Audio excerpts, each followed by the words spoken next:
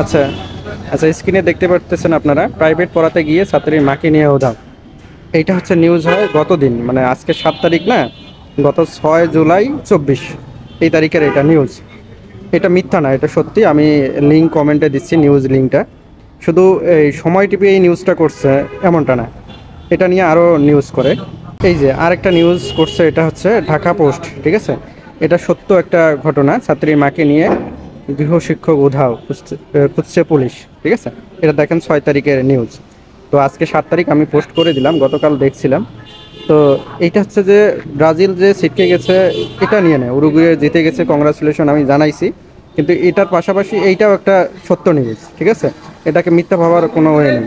অনেকেই মনে করছে যে ব্রাজিল হেরে গেছে, এই কারণে আমি এদের এই নিউজটা শেয়ার করতেছি, এমনটা না। এদের থেকে সাবধান থাকাই ভালো, ঠিক আছে। নিউজটা শেয়ার করে দিতে পারেন, সত্য ঘটনা সবাই জানতে পারবে। এইটা হলো বিষয়। ধন্যবাদ।